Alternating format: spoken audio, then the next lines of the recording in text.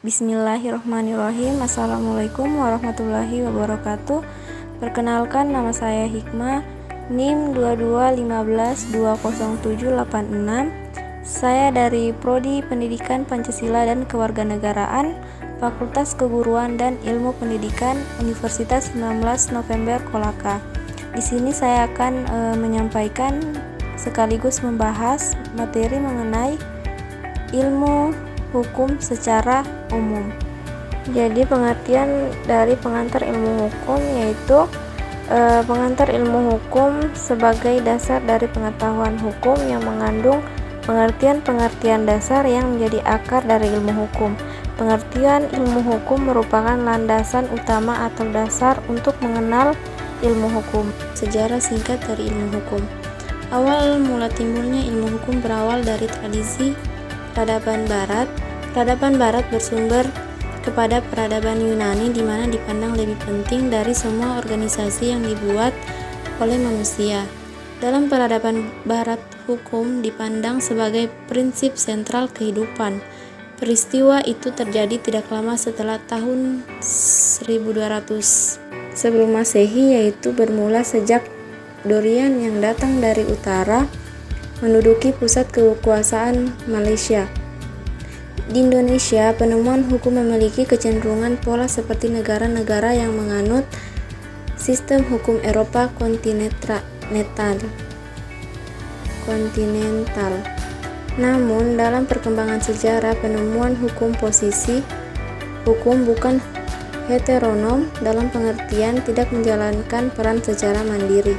Kemudian, tujuan pengantar ilmu hukum yaitu untuk menciptakan tatanan masyarakat yang tertib, menciptakan ketertiban dan keseimbangan. Dengan tercapainya ketertiban dalam masyarakat, diharapkan kepentingan manusia akan terlindungi dalam mencapai tujuan.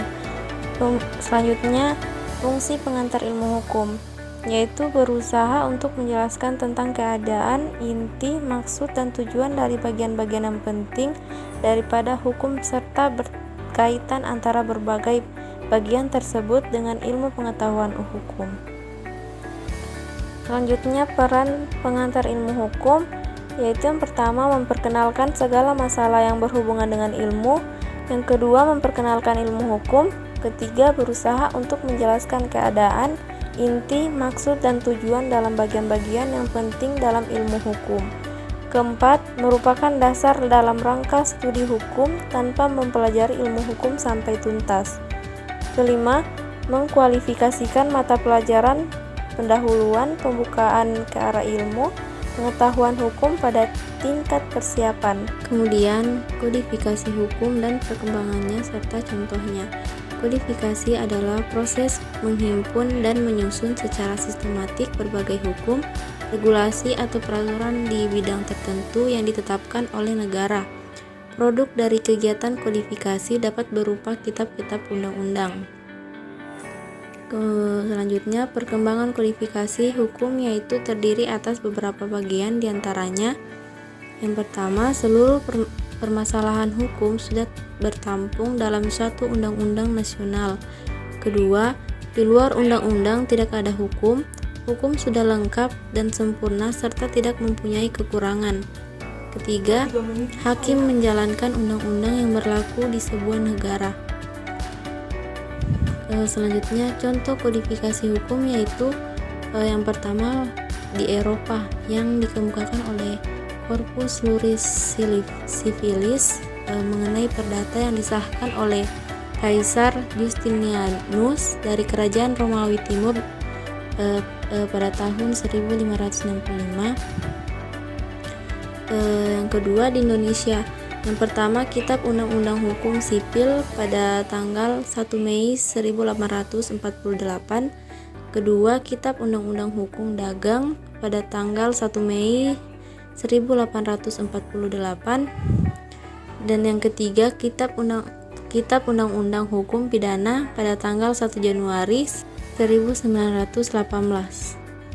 Kemudian implementasi hukum di Indonesia apakah sudah terlaksana dengan baik? Jadi menurut saya masih kurang baik dikarenakan pemerintah itu sendiri masih menganggap sistemnya sendiri sudah baik, namun pelaksanaannya tidak sesuai yang diharapkan. peraturannya sebenarnya sudah ada namun tidak ditegakkan. Itulah tadi penyampaian materi singkat dari saya. Kurang dan lebihnya mohon dimaafkan. Wabillahi taufiq wal hidayah. Wassalamualaikum warahmatullahi wabarakatuh.